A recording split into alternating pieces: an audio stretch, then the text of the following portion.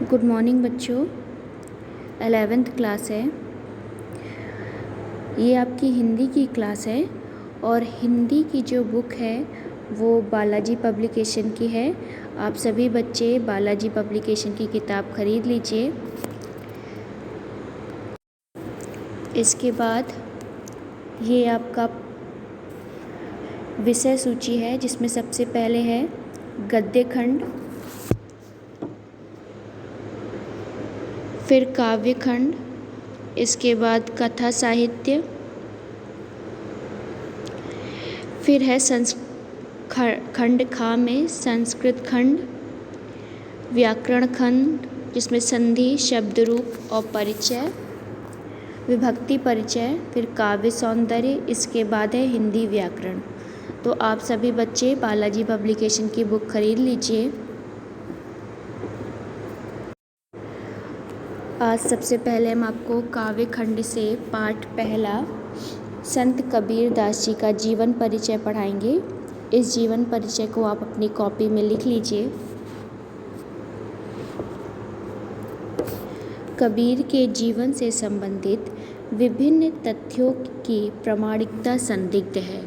स्वयं इसके द्वारा रचित काव्य एवं कुछ तत्कालीन कवियों द्वारा रचित काव्य ग्रंथ में इसके जीवन से संबंधित तथ्य प्राप्त हुए हैं। इन तथ्यों की प्रामाणिकता के संबंध में विद्वानों में अत्यधिक मतभेद हैं। इनके जीवन वृत्तांत पर प्रकाश डालने वाले तथ्यों में कबीर चरित्रबोध, भक्तमाल, कबीर परिचय आदि जिन ग्रंथों के आधार पर संकलित किया गया है, अभी तक उन ग्रंथों की प्रामाणिकता भी सिद्ध नहीं हुई है। कबीर के जन्म के संबंध में कबीर चरित्रबोध में यह उक्ति मिलती है, 1455 साल गए चंद्रवार एक ठाठ ठये, जेठ सुधी बरसत को पूर्णमासी प्रकट भयो।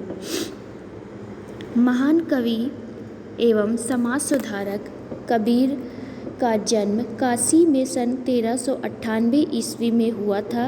एक किंवदंती के अनुसार कबीर ने किसी विधवा ब्राह्मणी की कोख से जन्म लिया, जो लोकलाज के भय से इन्हें वाराणसी के लहरतारा नामक तालाब के समीप रख आई थी। वहीं से इन्हें नीरू और नीमा नामक एक मुसलमान जुलाहा दंपत्ति ने उठा लिया और इसका लालन पोषण अपने पुत्र के समान किया। इस प्रकार इन पर बचपन से ही हिंदू और मुस्लिम दोनों धर्मों के संस्कार पड़े। इनका विवाह लोई नामक स्त्री के साथ हुआ, जिससे इनके कमाल और कमाली नाम की 2 संतानें उत्पन्न हुई। महात्मा कबीर के गुरु रामानंद जी थे, जिनसे गुरु मंत्र पाकर ये संत महात्मा बन गए। इनके जीवन का अधिक समय काशी में बीता। जीवन के अंतिम दिनों में ये मगहर चले गए।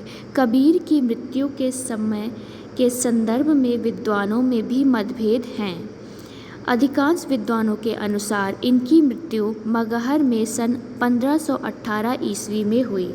इनके 100 के संस्कार किस विधि से हो, इस बात पर हिंदू और मुसलमान में विवाद हुआ। हिंदू इनका दाह संस्कार करना चाहते थे और मुसलमान इन्हें दफनाना चाहते थे। कुछ विद्वानों के अनुसार जब इनके 100 पर कफन उड़ाया गया तो 100 के स्थान पर पुष्प राशि दिखाई दी, जिसे दोनों धर्मों के अनुयायी ने आधा आधा बांट लिया और दोनों संप्रदायों का उत्पन्न विवाद समाप्त हो गया। कबीर पढ़े लिखे नहीं थे। उन्होंने स्वयं लिखा है, मासी कागज छुए नहीं, कलम गयो नहीं हाथ। इस प्रकार यह निर्विवाद रूप से सत्य है कि उन्होंने स्वयं अपनी रचनाओं को लिपिबद्ध नहीं किया। संत कवियों में कबीर सबसे सर्वाधिक प्रतिभाशाली कवि थे। इन्होंने कविता लिखने की प्रतिज्ञा करके कभी कुछ नहीं लिखा, अपितु अपने मन की अनुभूति को स्वाभाविक रूप से अपने दोहे में व्यक्त किया।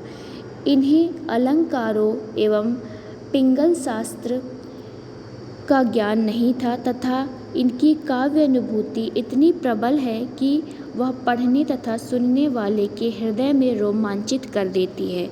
कबीर भावना की प्रबल अनुभूति से युक्त रहस्यवादी, समाज सुधारक, प्रखंड के आलोचक, पाखंड के आलोचक, मानवतावादी और समानतावादी कवि हैं।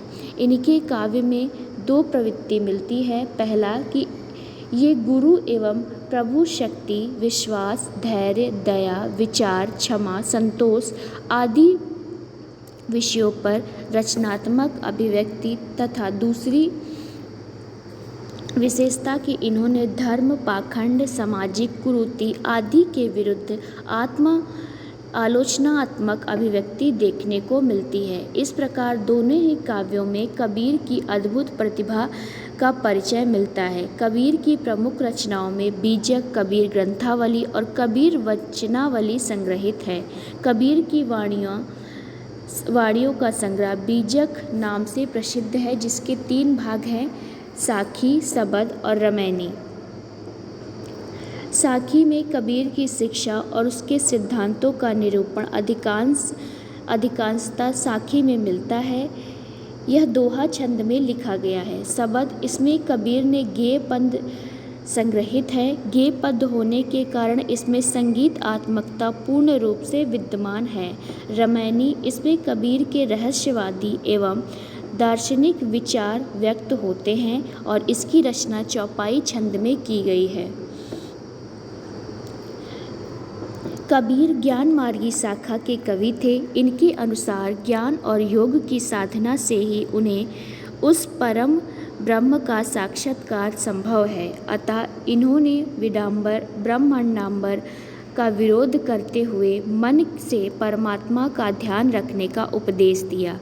ज्ञान और नाम स्मरण को प्रधानता देते हुए कबीरदास जी ने प्रभु प्रेम की महत्ता प्रतिपादित की। कबीर का विचार है कि परमात्मा की भक्ति में प्रेम सर्वाधिक महत्वपूर्ण है। कबीर ने प्रभु भक्ति का संदेश देने के साथ साथ नीतिगत तत्वों का भी उद्घाटन किया। इन्होंने सत्य एवं अहिंसा को जीवन का आधार तत्व माना। कबीर महान समाज सुधारक थे।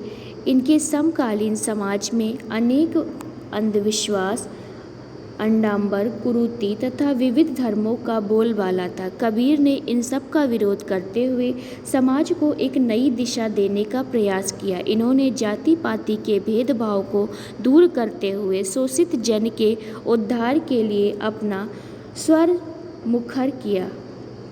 कबीरदास जी ने हिंदू मुस्लिम एकता पर विशेष रूप से बल दिया। कबीरदास का रहस्यवाद साधनात्मक एवं काव्यात्मक दोनों कोटियों का है। कबीर काव्य की सबसे बड़ी विशेषता समन्वय साधना है। कबीर ने हिंदू मुस्लिम समन्वय पर बल दिया।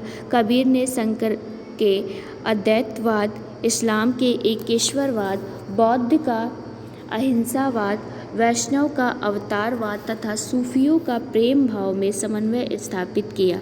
कबीर ने गुरु की महिमा को सर्वोपरि बताते हुए संदेश दिया कि सतगुरु के महान उपदेश से ही भक्त को परमात्मा के द्वार पर पहुंचाया जा सकता है।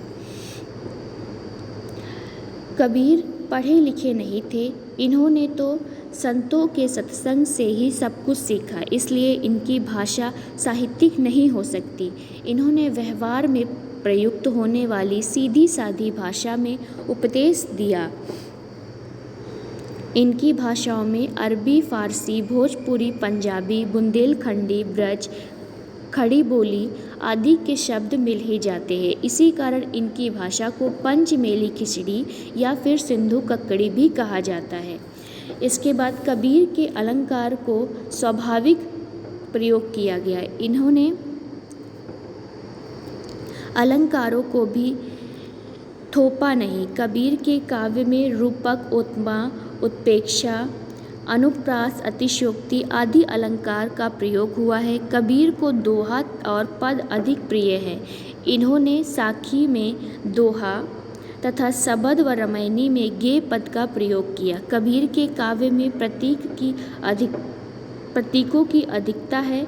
साधनात्मक रहस्यवाद में तो प्रतीक सर्वथा विद्यमान है। सामान्यतः इन्होंने दीपक को हृदय, शरीर को ज्ञान का, तेल को प्रभु भक्ति का और बाती को साधु एवं ज्ञानियों से की गई अटूट वार्ता को आत्मज्ञान रूपी बत्ती तथा हट अर्थात झोपड़ी को संसार का प्रतीक कहा।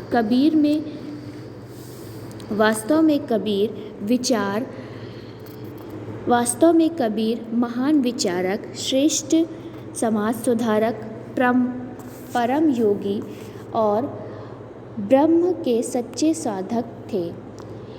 इनकी स्पष्टवादिता, कठोरता, अखंडता यद्यपि कभी कभी निरसता की सीमा तक पहुंच जाती है, परंतु इनके उपदेश आज भी सत्मार्ग की ओर प्रेरित करने वाले हैं। इनके द्वारा प्रवाहित की गई ज्ञान गंगा आज भी सबको पावन करने वाली है। कबीर में एक सफल कवि के सभी लक्षण विद्यमान थे। वे हिंदी साहित्य के सर्वश्रेष्ठ विभूति हैं। इन्होंने भक्ति काल की राह तू चले कबीरा ही इनका आदर्श था। इसमें संदेह नहीं कि निर्गुण भक्ति धारा के पथ प्रदर्शक के रूप में ज्ञान उपदेश कबीर का नाम सदैव स्वर्ण अक्षरों में अंकित रहेगा। तो बच्चों, ये हो गया कबीरदास जी का जीवन परिचय। आप इसे अपनी कॉपी में लिख लीजिए। आज के लिए बस इतना ही।